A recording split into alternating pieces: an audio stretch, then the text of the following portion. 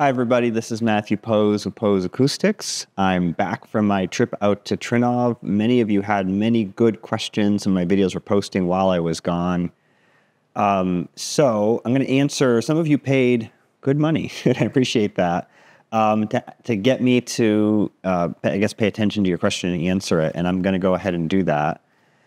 So Isaac wrote me actually multiple ways. And he said, great video as always, referring to the one on bass levels. However, I'd like to challenge your argument in this video with a question that I think deserves a video on its own.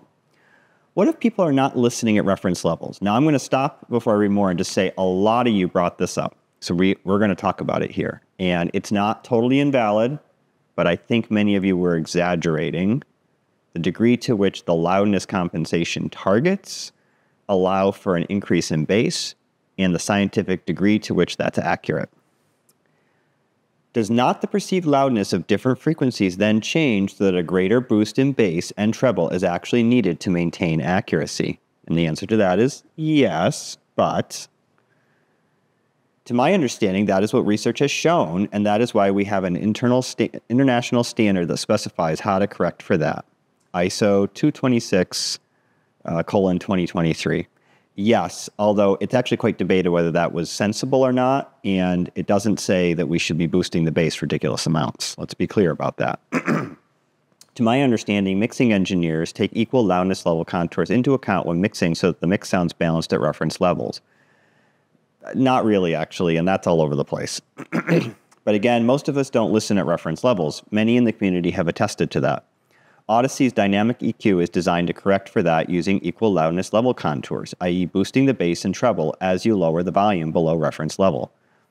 Audyssey themselves also claim to have done research where they have found that perceived loudness drops off faster behind us than in front of us.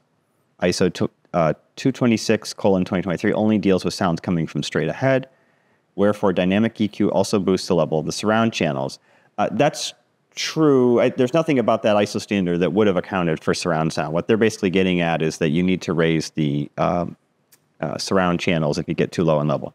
Despite the fact that we have an international standard, which certainly does not come to fruition by chance, no, but remember that it was a standard that was agreed upon by committee, and not everybody in that committee necessarily were scientific experts. So some of what goes in there might have just been opinion.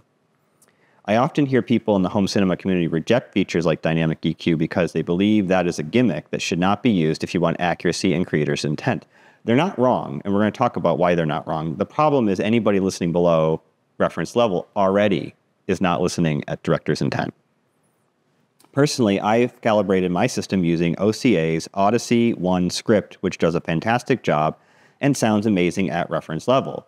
But when I listen at minus 40 dB with my family, which I have to say is way below reference levels, dynamic EQ is an absolute must to me as it does a fantastic job at restoring the bass and treble that you get at higher listening levels. So Matt, please explain to me and the rest of the community, should we use loudness compensation features like dynamic EQ if we listen below reference levels?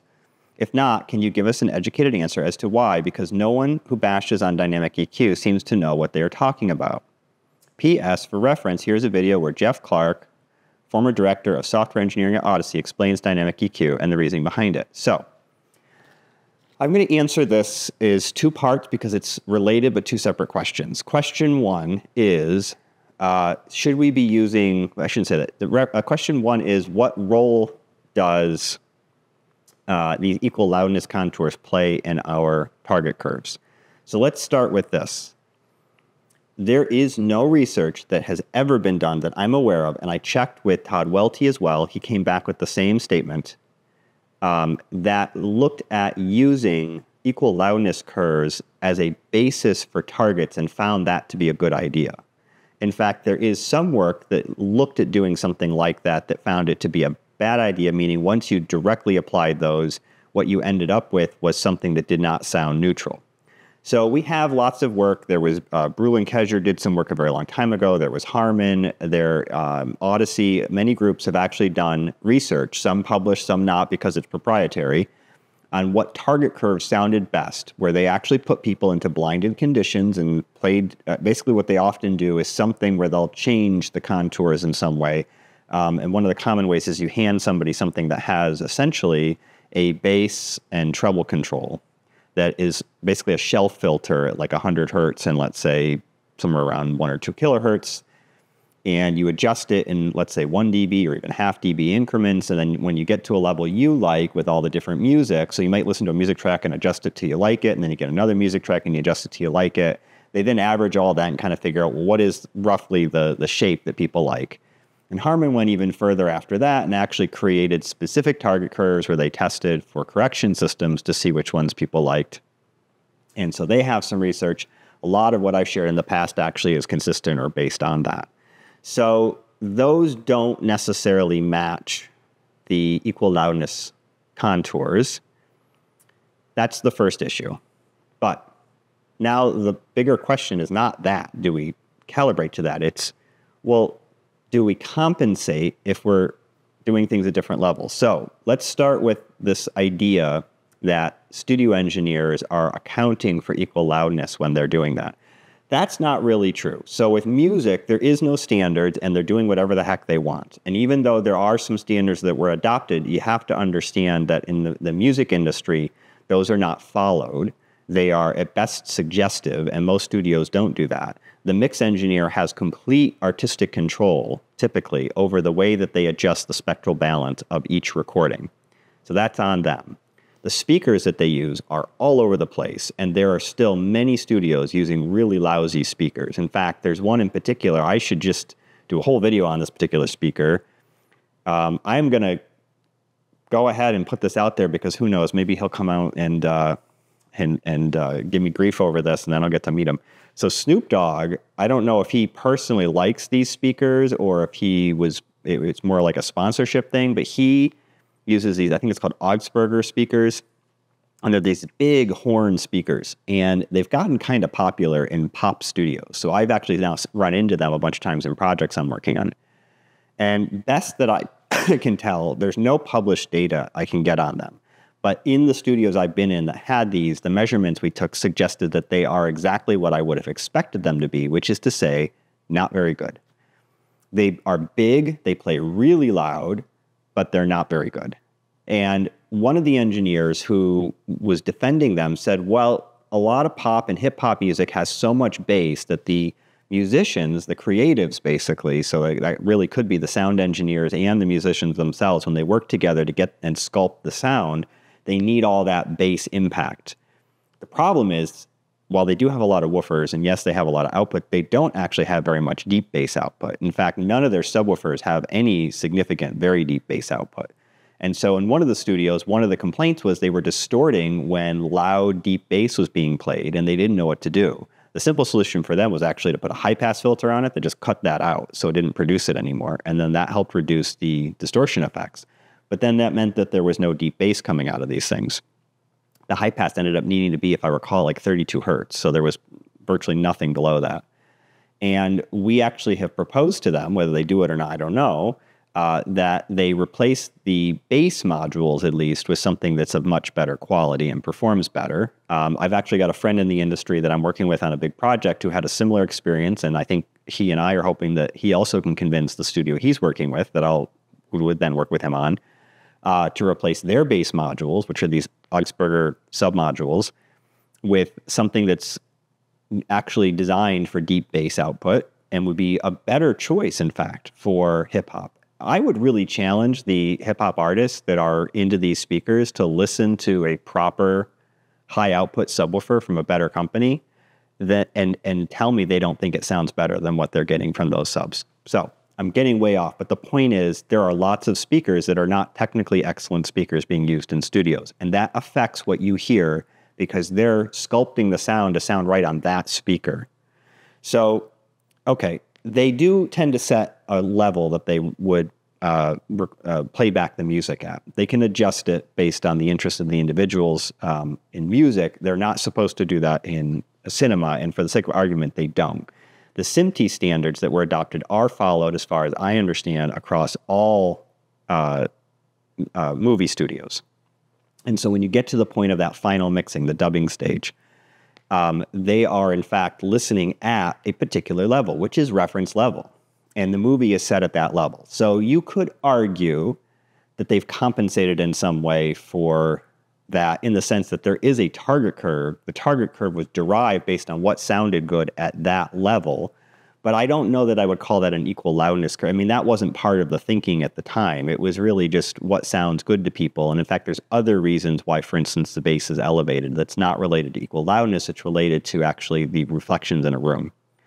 So, so I would argue that yes, it makes sense then to compensate if you're listening below that level. So for every 10 phone, because remember the equal loudness curves are on the phone scale, for every 10 phone you go down from reference levels, which for movies is 85 dB. Remember the 105 I kept saying reference, that's the max peak theoretical output you could do, but that's not reference level. Reference level is based on the assumption that roughly speaking, the average is going to be minus 20 dBFS. And so at minus 20 dBFS, you're set at 85 dB. When you guys actually listen below that, what you're doing is moving the scale down. So if 85 dB is sort of the average, then if we've moved that scale down to 75 dB, you would need to raise the bass at 20 hertz by 5 dB.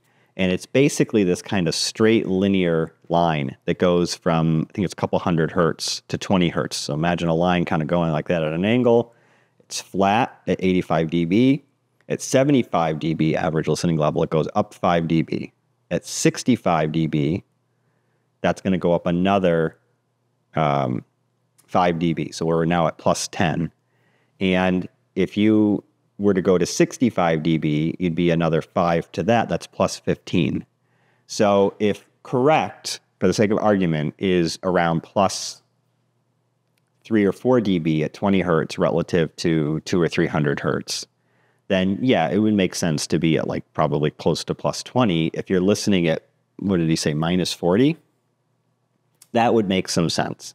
Here's the thing. I think what Audyssey did, and now we're going to answer your second point, is actually the better approach, which is that I don't think it makes a lot of sense to create your own target curves trying to compensate for those levels. Now, if you don't have any other options, I guess that is probably the right thing to do. But it's not, I don't think it's the best approach. The best approach is what Audyssey did. You create a dynamic EQ that actually automatically adjusts all this. So this is not a perfect solution. It's not a fully science-based solution, but it's maybe a best solution given the circumstances. And so, yeah, you want to adjust it. Here's the problem. Remember that the movie itself has the levels changing constantly throughout, too. And your perception of loudness is going to change as it goes up and down within its own dynamic range. And that may or may not have been compensated for during the recording. I mean, they wouldn't have changed the spectral balance, but they may have done something with louder dynamics than they did with the quieter ones. And there's an argument, and this is where the whole dynamic EQ idea kind of falls off the rails, that we don't really know exactly how to handle that part of it. I know Audyssey has explained, and I've actually seen that video before, how it works, but some of these specific details are a little less clear. And in fact, I'm going to go off camera, get my phone. I meant to have that with me, and get back on camera, sorry. So I had a whole conversation with Todd Welty about this, because I said, you know, they're making a good point, but I don't think the research is that clear. And he said, no, it's not. I don't think so either. So he wrote, I'm quoting him here, but I want to be really clear. Todd is not speaking on behalf of Harman, first off. It's just he's speaking on behalf of himself. He's speaking kind of off the cuff. And he's basically saying, I'm not really sure what the right answer is. So he says, well, I guess it might make sense to set levels on a reference level basis, which is what we've already said is the right way to do it. And then the question is whether to add loudness correction, which is what this individual is saying. Seems like there is some debate on that one. So what he's saying is it's not clear that researchers all agree that that is the right thing to do. It's possibly nonlinear. So we actually believe that the change is not linear. I mean, in reality, you have instantaneous loudness that's varying. That's the dynamics that's happening constantly throughout. So you have to have some smoothing or integrating function to drive the loudness correction. In other words, there needs to be some sort of an integrating function built into the dynamic EQ, which I'm assuming Audyssey has done. And then the question becomes, that right there, he's saying, that gives me pause. What time constant do you use? That's what we don't know about what they did. nor is there a definitive right answer to that, nor is that in any ISO standard. I guess you must use at least a multi-second averaging or else your nonlinearity increases. I guess people should make subjective preference corrections anyway and do it at the levels they typically listen to. So that's where we get into there is no way to say that there's a correct scientific way to do this that everybody agrees upon, and the ISO standard doesn't address this. But it does make sense to do something because we know there's an issue here. It's just that you kind of have to just wing it and do what you think sounds right. And Audyssey put in their own research to figure out what winging it's going to look like for them and kind of went with it. And I think it's actually pretty good. He also mentioned this. He said, I seem to remember that there's always been serious issues and questions around the loudness curves at low frequencies. One of my professors at Aalborg, Morten Lidhoff, did a lot of work in that area. All right, so I'm going to get off Todd for a minute, but I just wanted to mention that even other experts in our industry are saying, don't know that this is definitive. And like I said at the beginning, if you're not doing reference levels, you've already strayed from director's intent. So anything you do after that, who cares? Like, you can't, this argument that that's like a gimmick that's somehow changing things from what the director intended, you already did. So now you're just trying to make it sound better subjectively. I mean, it just doesn't, that's a silly point. So I think absolutely you should use it if you think it sounds better. And if you really don't think it sounds better, that's fine. It's your system. But there is logic behind doing that. But I also want to challenge the notion that in and of itself, that is a scientifically proven and better approach, or that it's somehow restoring director's intent. It doesn't restore director's intent. Director's intent is lost. We have to accept that. We're doing our own thing. Minus 40 dB from reference is so far off from what they were intending. Now, there's another part of dynamic EQ that some people don't like that comes into play here, and that's related to the compression. So one of the problems is that the noise floor of a room is fixed. In high-end dedicated home theaters, the noise floor often is very, very low if they've been well engineered.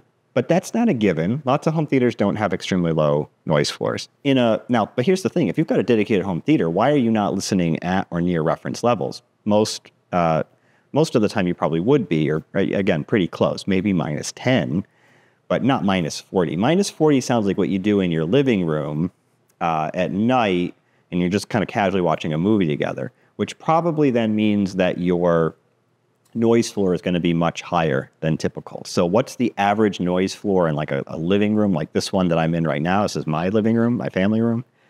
I mean, they're typically somewhere between NCB 35, and that would be a pretty quiet living room, to NCB 55, and that's probably a pretty typical one then, where you can hear some HVAC noise in the background, and there may be some other noises that you're noticing from things that are just kind of happening. So what that means is that if you're at NCB 55 and you're minus 40 from reference levels, you've actually done, I'm questioning if that's correct, to be honest with you. I'll just mention this because if reference levels puts you at 85 dB for voices, then minus 40 from that puts voices at 45 dB. That means the voices are sitting right at the noise floor of a typical room, which would make voices very hard to hear. You could hear through the noise floor. I'm not saying that but that's so quiet that it would very likely create some issues with being able to hear voices clearly. So you need, and that even if you're 10 above or 20 above, you're going to have issues compared to when you're more like 40 or 50 dB above the noise floor. So one of the other things you need to do is bring up the quiet sounds, because that's the average voices now are sitting at the noise floor. All the quiet sounds are well below the noise floor. They're lost. You can't hear them anymore. So what you want to do is make the soundtrack overall louder. And so what you do is you compress it. So remember, the whole loudness wars with CDs made them louder by compressing them. So you just do the same thing with the movie. You just do it dynamically. So depending on what volume level you set, you apply more compression, which would mean that, and this is why I say I question it, but it could be right because of this. If you have dynamic EQ on and you turn it down to minus 40, it's now compressing the crap out of the movie, getting rid of all of those dynamics. And it's going to actually sound probably clearer and more loud, because now the voices have been moved way, way up in that, in that spectrum. So at 0 dBFS, the voices now are not sitting at minus 20. They're probably sitting at minus 5 or 6, kind of like a YouTube video is done with basically except for mine, and I apologize, by the way, one of my videos was really quiet.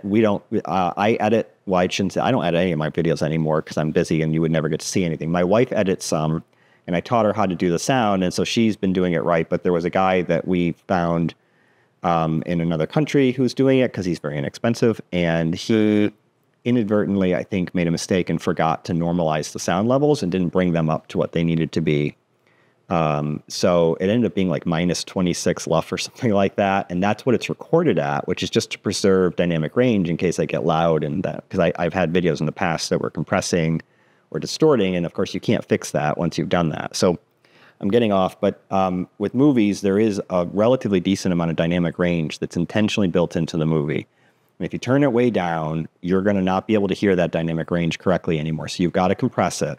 And that's part of what dynamic EQ does. So do I think that's a good idea? Absolutely. If you're going to turn it down, that's something you want to do. I just think that the argument about it restoring director's intent would not be correct. So I want to be clear about that. And the argument that it's a gimmick that shouldn't be used because it's killed director's intent is also a stupid argument because, as I said, the moment you stopped listening at anything below, the moment you've veered from reference levels by any amount, you've already taken away director's intent. So to me, that would be like saying, well, cars are meant to be driven on the road, so putting knobby tires on them for off-road use is stupid. Well, but if you're driving it off-road, doesn't that make sense? It's the right tool for the job. Just because the car wasn't designed to do that has nothing to do with what you're doing with it. You've chosen to drive it off-road, and you're just compensating for the fact that the tires that came on it were not optimized for off-road use. These soundtracks were not optimized for use in a living room, listened to at minus 40 dBFS. So in those scenarios, you have to compensate. You have to adjust with a tool, and that's what it is. So I hope that that answers the question and is helpful. And I want to reiterate, since people took issue with the base levels thing, I still think you should do whatever you want. It just doesn't mean that what you're doing is consistent with standards or director's intent, and that there is a director's intent out there, and that you could learn to listen the way they like it and may find that it's in fact better. I really do think a lot of the boosting of the bass that's happening is in fact loudness compensation, but that some of the things that happen along with that, I'm sorry, I'm getting sick, which is why I keep clearing my throat on camera. I do think that some of the desire to turn it up so much would actually be less true if people were listening at reference levels. Of course, the key to all of that is your system has to be able to do that without compression or high distortion, because that sounds awful. It's very irritating, and it really is what a lot of people hear as sounding too loud.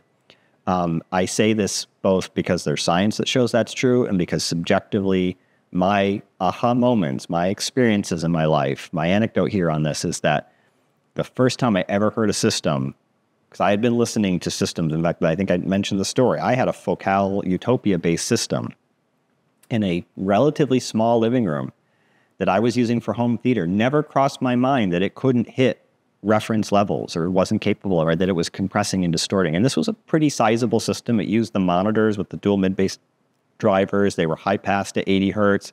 I had dual, I think they were like 15-inch subwoofers and ported enclosures at the time. Like, to me, this was a high-output, high-class system. It should have been able to really absolutely deliver director's intent, including volume. And it was all very well calibrated. I just, at that time, I didn't know how to measure the effects of compression and max SPL. I learned that later.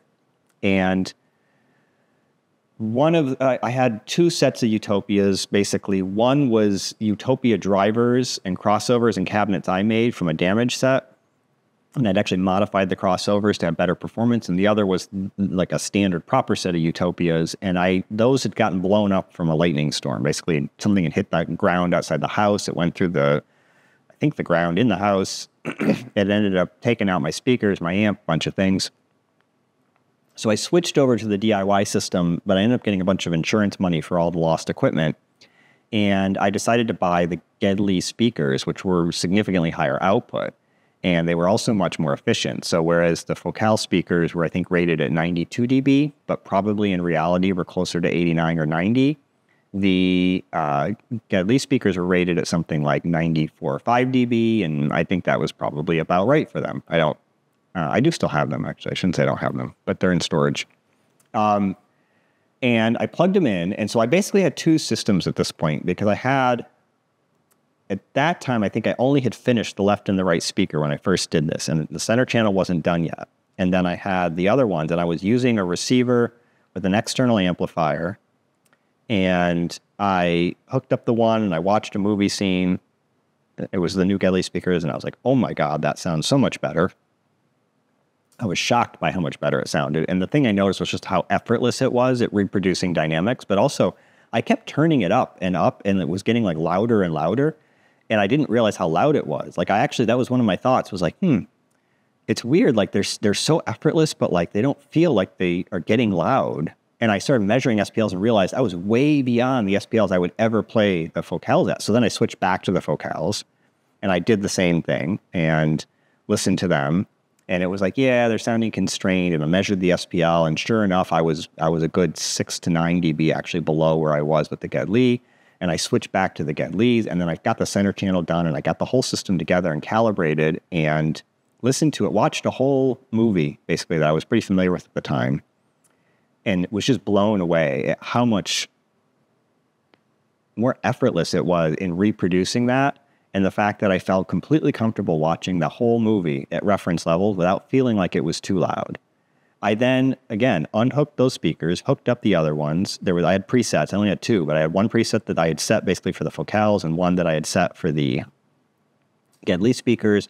Rewatched that whole movie the next day, and my reaction was the same. I did not feel comfortable playing it back at reference levels. I dropped it down to -10, and even then felt like it just seemed harder and more constrained and edgier, and it was just more irritating, and I didn't feel like it sounded as good at those levels. So I actually remember emailing right away Dr. Geddes and saying, these speakers are amazing, and they sound so effortless. I said, well, one of the things I'm surprised is it's like driving a really fast car. Like, you don't even realize how fast you're going, and so you find yourself speeding easily.